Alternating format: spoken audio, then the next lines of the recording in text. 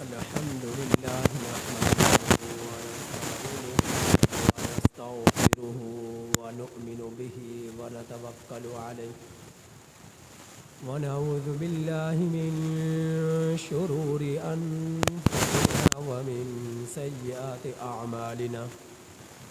من يهده الله فلا مضل له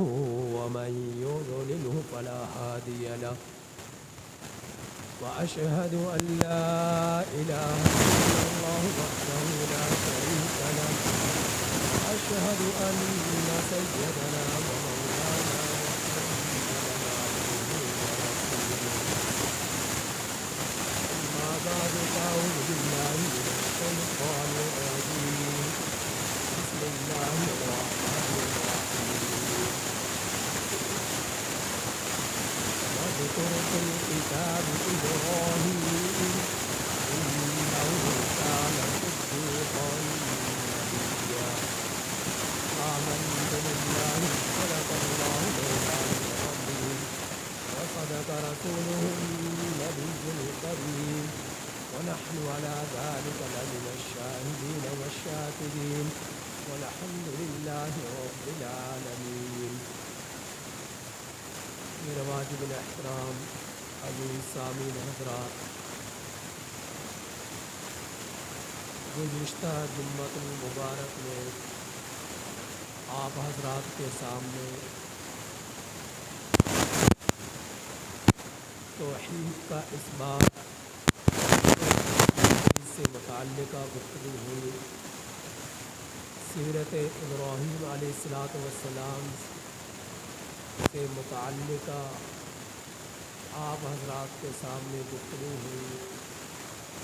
اور آج بھی حضرت ابراہیم خلیل اللہ علیہ السلام کی سیرت ہی سے متعلقہ گفتگو کرنا مقصود ہے. پچھلے جمعے میں جو گفتگو ہوئی اس کا خلاصہ یہ تھا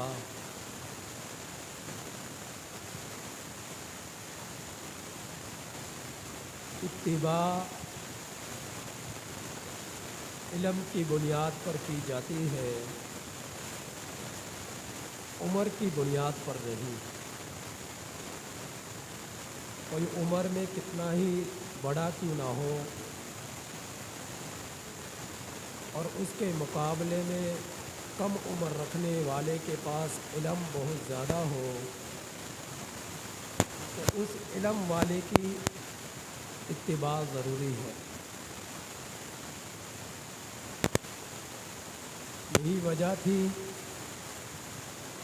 کہ جس وقت ہم نے حضرت ابراہیم علیہ السلام کی زندگی مبارک کو دیکھا، حضرت موسیٰ کلیم اللہ علیہ السلام کی زندگی مبارک کو دیکھا،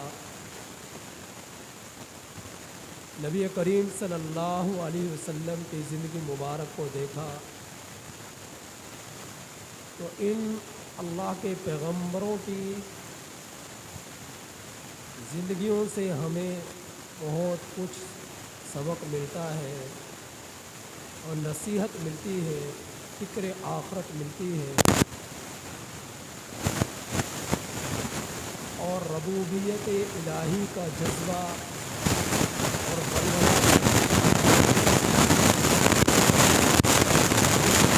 علیہ السلام اکیلے ہیں، آپ کے ساتھ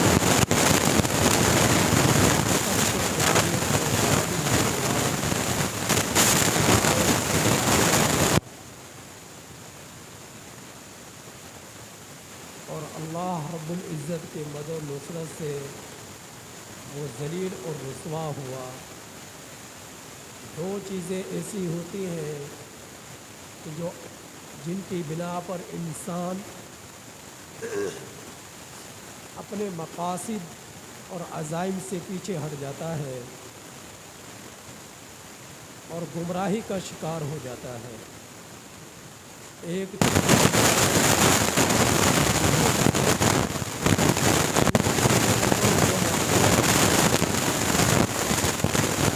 سوا کسی سے ہوتا ہے اور اللہ کے پیغمبروں کو لا لالچ اسی سے ہوتی ہے۔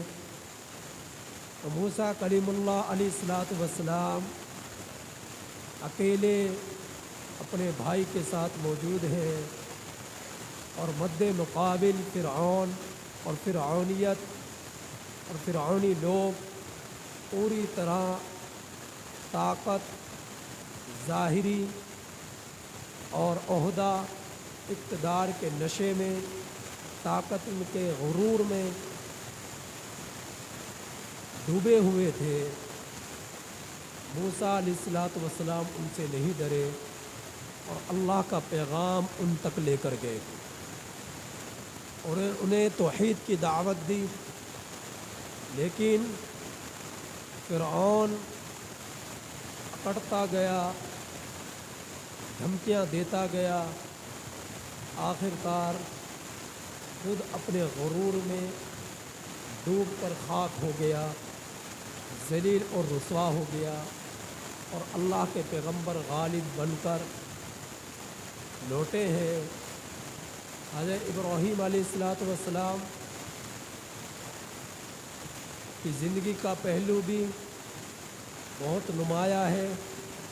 جس طرح کہ حضرت موسیٰ علیہ الصلاۃ والسلام کی زندگی کا پہلو خصوصیت کے ساتھ فرعون کے ساتھ ٹکر لینے کا پوری طرح نمایاں ہے، اسی طرح حضرت ابراہیم خلیل اللہ علیہ الصلاۃ والسلام کی زندگی کا ایک پہلو کہ وقت کے فرعون، مشرکین، ان سے مقابلہ اکیلے ہیں، تنہا ہیں، اور آپ کے مخالف، آپ کا گھرانہ، آپ کا کنبہ، آپ کا قبیلہ، آپ کے علاقے والے، آپ کے شہر والے، آپ کے ملک والے تمام کے تمام مخالف ہیں، اور اکیلے حضرت ابراہیم خلیل اللہ علیہ الصلاۃ والسلام ہیں۔ حضرت ابراہیم علیہ الصلاۃ والسلام کا پوری قوم کے سامنے توحید کی دعوت دینا، شرک کی تردید کرنا،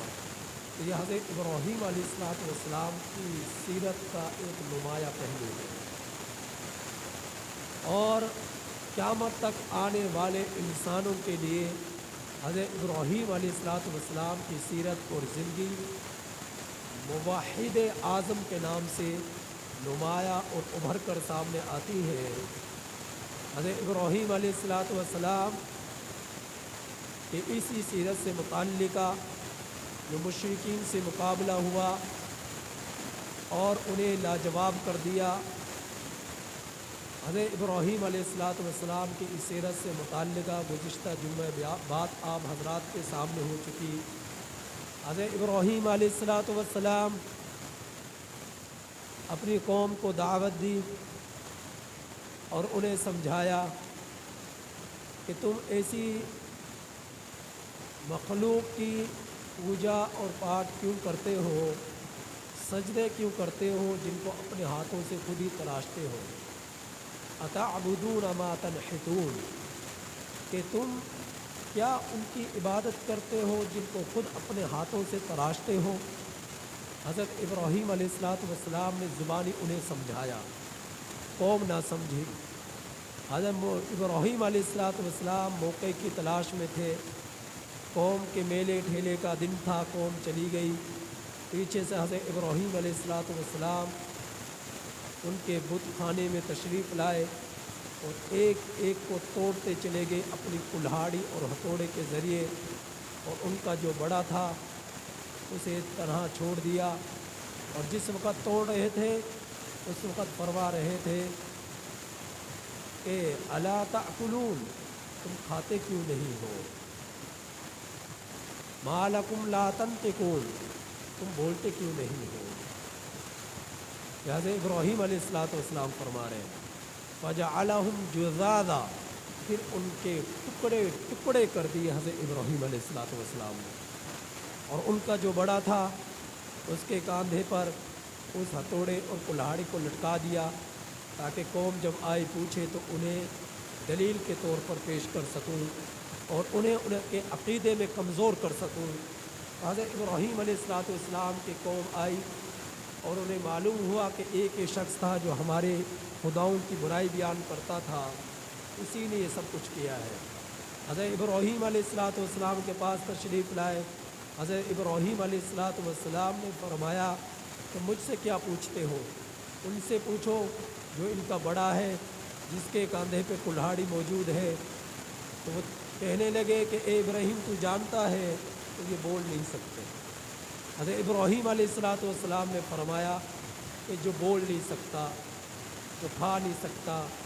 जो देख नहीं सकता, जो पकड़ नहीं सकता, जो चल नहीं सकता, वो क्या तुम्हारी फरियाद को सुनेगा, क्या तुम्हें रिज़्क़ देगा, क्या तुम्हारी दुआओं को कबूल करेगा। उफ़्फ़िल लकुमा वलिमा तअबुदूना मिन दूनिल्लाह। उफ़ है तुम पर, अफसोस है तुम पर और तुम्हारे माबूदों पर, जिनकी तुम अल्लाह को छोड़कर इबादत करते हो, जिनके सामने तुम सजदे करते हो, जिनकी तुम पूजा पाठ करते हो, अल्लाह को छोड़कर उन पर भी अफसोस है और तुम पर भी अफसोस है। यहाँ से इब्राहीम अलैहिस्सलाम ने उनसे बात, तो यहाँ तक मैंने गुज़िश्ता जुम्मा आप हज़रात के सामने बात की थी। फिर मैंने ये बतलाया था कि हज़रत इब्राहीम अलैहिस्सलाम की कौम में एक और चीज़ थी जिसमें वो मुब्तला थी, और वो चीज़ थी सितारा परस्ती, कि सितारों की पूजा करना, सितारों को माबूद समझना और मौत हयात का मालिक समझना, और किसी का मरना, किसी का जीना, इसके पीछे सितारों का दखल समझना कि इनका इसमें किरदार है। हज़रत मूसा अलैहिस्सलाम, इब्राहीम अलैहिस्सलाम ने अपनी कौम को इस सितारा परस्ती की लानत में डूबते हुए भी देखा। इस बात का कोई इनकार नहीं किया जा सकता कि अल्लाह की ज़ात पूरी कायनात के खालिक है, मालिक है, राज़िक है, और पूरी कायनात अल्लाह की मखलूक है, और अल्लाह पूरी कायनात का खालिक है। ये सूरज अल्लाह का बनाया हुआ, सितारे अल्लाह के बनाए हुए, चाँद अल्लाह का बनाया हुआ, ये ज़मीन अल्लाह की बिछाई हुई, यह आसमान अल्लाह की तरफ से बतौर छत के खड़ा किया हुआ, यह हवाओं का निज़ाम, ये तूफ़ानों का निज़ाम, यह हयात का मालिक, ये मौत का मालिक, हर चीज़ के पीछे मेरे रब की कुदरत है, हर चीज़ का खालिक मेरे रब की ज़ात है, हर चीज़ का मालिक मेरे अल्लाह की ज़ात है। तो हर चीज़ के पीछे कब्ज़ा और कुदरत अल्लाह सुब्हानहु व तआला का है। कि ये सूरज अल्लाह का बनाया हुआ, आप सूरज को देखते हैं, ये अपने वक़्त पर तुलू होता है, अपने वक़्त पर ग़ुरूब होता है, अपनी रफ़्तार में ज़रा भर भी रफ़्तार को कभी तेज़ कभी मध्यम नहीं करता। ये चाँद अपनी रफ़्तार में कभी तेज़ कभी कमज़ोरी नहीं पैदा करता। ये सितारे जो गर्दिश कर रहे हैं, ये अपनी रफ़्तार में जो हरकत कर रहे हैं, ये अपनी मर्ज़ी से ना रफ़्तार को तेज़ कर सकते हैं, ना रफ़्तार को कमज़ोर कर सकते हैं, ना रोशनी में इजाफ़ा कर सकते हैं, ना रोशनी को कम कर सकते हैं। हर चाँद में सूरज मेरे रब की अता है, चाँद की रोशनी में ये रोशनी ये मेरे रब की अता है, सूरज की रोशनी मेरे अल्लाह की अता है, सितारों में रोशनी अल्लाह की अता है। हर चीज़ के पीछे अल्लाह का दखल है, अल्लाह की ज़ात का कब्ज़ा कुदरत है।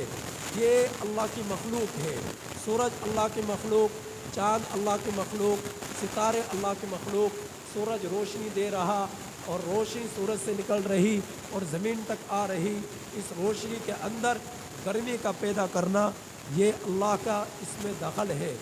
अल्लाह के इस पर कुदरत है। तो रोशनी अल्लाह की मखलूक है, सूरज अल्लाह की मखलूक है, और रोशनी में गर्मी पैदा करना ये भी अल्लाह की मखलूक है। गर्मी जो है, गर्मी का निज़ाम जो है, चाँद आप देखते हैं, चाँद जो है ये अल्लाह के मखलूक, चाँद की रोशनी, चाँद की रोशनी में जो असर दिखाई देता है रोशनी का, ये अल्लाह के मखलूक, और फिर उस रोशनी का फलों पर, फलों की पैदावार पर असर अंदाज होना, उनके जायकों में तब्दीली पैदा करना, उनमें मिठास पैदा करना, उनमें रंगत पैदा करना, इस सब के पीछे अल्लाह की कुदरत है। सूरज है, सूरज की रोशनी ज़मीन की पैदावार, खेती बाड़ी फसलों पर पड़ती है, फसलों का पकना اور ان کے پک کر ان کی کٹائی کے مرحلے تک جو مراحل طے ہوتے ہیں ان سب کے پیچھے اللہ کا دخل ہے۔ یہ سب اللہ کے، اس سب چیز کے پیچھے اللہ کی قدر و قبضہ قدرت ہے، اللہ کی ذات کا دخل ہے۔ یہ سورج خود سے کچھ نہیں کر سکتا، یہ روشنی خود سے کچھ نہیں کر سکتی، یہ فصلیں خود سے پک نہیں سکتی، یہ چاند خود سے اپنے محور کے پر چل نہیں سکتا، روشنی دے نہیں سکتا، پھلوں میں مٹھاس پیدا نہیں کر سکتا۔ یہ سب کچھ کے پیچھے اللہ رب العزت کے قبضہ قدرت ہے، خود ان کا کسی چیز میں بھی کوئی دخل نہیں ہے۔ تو ان چیزوں کو دیکھتے ہوئے حضرت ابراہیم خلیل اللہ علیہ السلام کی قوم گمراہی میں مبتلا ہو گئی کہ سورج، آج بھی سائنسدان یہ کہتے ہیں کہ سورج کی روشنی سے فصلیں پکتی ہیں، چاند کی روشنی سے پھلوں میں رنگت اور مٹھاس پیدا ہوتی ہے، یہ سائنسدان کہتے ہیں، سائنس ہمیں بتلاتی ہے۔ لیکن اس سب کے پیچھے اللہ کے دخل ہے۔ مٹھاس ہوگی اللہ کے حکم سے، رنگت میں تبدیلی ہوگی اللہ کے حکم سے، پیداوار میں بڑھوتری ہوگی اللہ کے حکم سے۔ تو لیکن ان چیزوں میں، تغیرات میں، رد و بدل میں، تبدیلیوں میں، مٹھاس میں، کڑواہٹ میں اور روشنی میں، اس کے اثر میں، یہ جو بھی چیز دکھائی دے رہی ہے ہمیں اپنی آنکھوں سے، جب اس آنکھوں سے حضرت ابراہیم علیہ السلام کی قوم نے ان چیزوں کو دیکھا تو وہ کہنے لگے یہ ہمارے خدا ہے،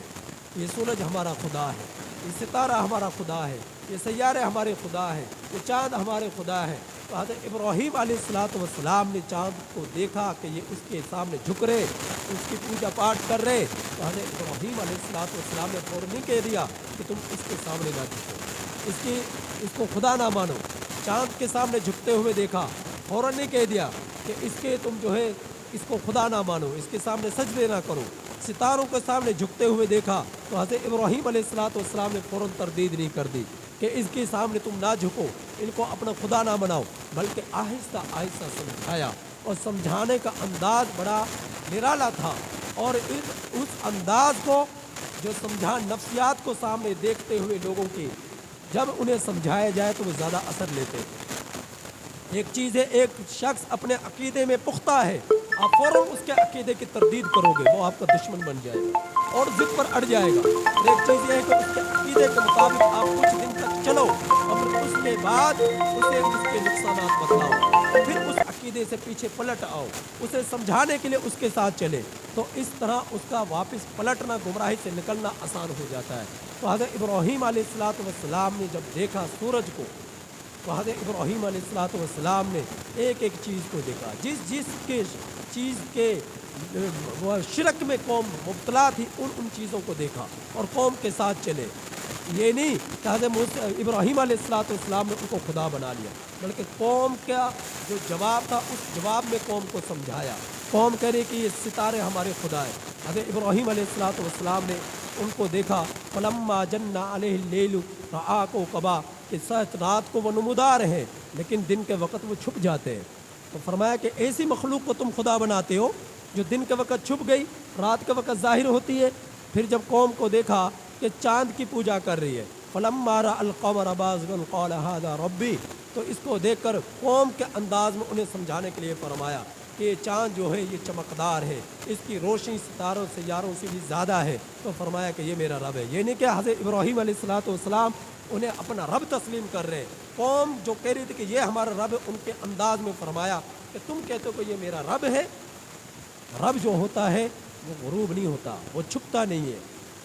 پھر جس وقت دیکھا سورج کو تو فرمایا ہاذا ربی ہاذا اکبر، یہ میرا رب ہے، یہ سب سے بڑا ہے۔ تو قوم یہی سمجھا کرتی تھی یہ سورج سب سے بڑا ہے تو یہ ہمارا رب ہے۔ تو حضرت ابراہیم علیہ السلام ان کے ساتھ چلے، ان کو سمجھانے کے ارادے سے، پھر اس کے نقصانات بتلائے اور پھر قوم کو توحید کی طرف لے کر آئے۔ اگر بیک وقت فوراً انہیں سمجھاتے تو فوراً دشمن بن جاتی۔ تو حضرت ابراہیم علیہ السلام نے آہستہ آہستہ انہیں سمجھایا تاکہ شرک جو سورج کے ساتھ وہ اللہ رب العزت کی ذات کو شریک ٹھہرا رہے اس سے یہ دور ہو جائے، چاند کے ساتھ جو اللہ کی ذات کو شریک ٹھہرا رہے اس سے یہ دور ہو جائے، ستاروں کے ساتھ جو اللہ کی ذات کے ساتھ شریک ٹھہرا رہے اس سے یہ دور ہو جائے۔ اور پھر فرمایا सूरज भी गुरूब हो रहा है, चांद भी गुरूब हो रहा है, सितारे भी गुरूब हो रहे हैं और रात भी ढल रही है और जो है दिन भी जो है छुप रहा है, तो अल्लाह रब्बुल इज़्ज़त के जो है तुम इस तरह तुम शिरक में डूबे हो सर से लेकर पाँव तक, तो ये तुम्हारा रब नहीं हो सकते, ये तुम्हारे खुदा नहीं हो सकते। लिहाज़ा इब्राहीम अलैहिस्सलाम ने फरमाया मेरा रब तो वो है जिसने सूरज को बनाया, जिसने चाँद को बनाया, जिसने सैयारों को बनाया, जिसने सितारों को बनाया और जिसने इन फलों में मिठास को पैदा किया, इन फसलों में पकान को पैदा किया, ज़मीन को बिछाया, आसमान को खड़ा किया, तूफ़ानों के और हवाओं के निज़ाम को चलाया, पूरी कायनात का खालिक व मालिक जो ज़ात है वो मेरा रब है, वो मेरा रब है। हज़रत इब्राहीम अलैहिस्सलाम ने इस अंदाज़ में अपनी कौम को समझाया कि कौम जो है सितारा परस्ती में डूबी हुई थी, सूरज परस्ती में डूबी हुई थी, चाँद परस्ती में डूबी हुई थी, तो हज़रत इब्राहीम अलैहिस्सलाम एक एक चीज़ की तरदीद करते हुए कौम को गुमराही से निकाल रहे, तौहीद की तरफ ला रहे। इसी वजह से हज़रत इब्राहीम अलैहिस्सलाम के लिए ये लक़ब मशहूर हुआ कि वो मुवहिद आज़म थे। अल्लाह रब्बुल इज़्ज़त ने हज़रत इब्राहीम अलैहिस्सलाम से फरमाया फला कि ए इब्राहीम इज़ क़ाल लहू रब्बुहु अस्लिम, अपने रब के लिए अपने आप को पूरी तरह झुका दो। असलमतु लिरब्बिल आलमीन, हज़रत इब्राहीम अलैहिस्सलाम ने फरमाया कि मैं तमाम जहानों के रब के सामने अपने आप को झुका चुका, अपने आप को सुपुर्द कर चुका, मैंने अपने आप को पूरी तरह सुपुर्द कर दिया। इन तमाम चीज़ों के तरदीद कर कर फिर फरमाया इन्नी वज्जहतु वजहिया लिल्लज़ी फ़तरस समावात वल अर्ज़ हनीफ़न वमा अना मिनल मुशरिकीन, मैं अपना रुख उस रब की तरफ करता हूँ जो तमाम जहानों का रब है, जिसने ज़मीन को पैदा किया, जिसने आसमान को पैदा किया, और मैं शिरक करने वालों में से नहीं हूँ, मैं मुशरिकीन में से नहीं हूँ। फिर फरमाया इन्ना सलाती व नुसुकी व महयाया व ममाती लिल्लाहि रब्बिल आलमीन, मेरी नमाज, मेरी कुर्बानी, मेरा जीना, मेरा मरना, ये तमाम जहानों के रब के लिए है, रब्बुल आलमीन के लिए है। हज़रत इब्राहीम अलैहिस्सलाम ने फरमाया। तो ये तस्लीम क्या है, सुपुर्द करना क्या है। आज हम दुनिया के अंदर देखते हैं हम में से एक परेशान है, हर दूसरा परेशान है। क्यों परेशान है, इसका आपको एक नुक्ता बतलाता हूँ। ये पूरी दुनिया क्यों परेशान है, ये पूरी दुनिया इसलिए परेशान है कि दुनिया का हक फर्द ये समझता है कि दुनिया के अंदर वो कुछ हो जो मैं चाहता हूँ, दुनिया में वो कुछ हो जो मैं चाहता हूँ। अगर ये सारी की सारी मखलूक अपने आप को अपने रब के सुपुर्द करते हुए ये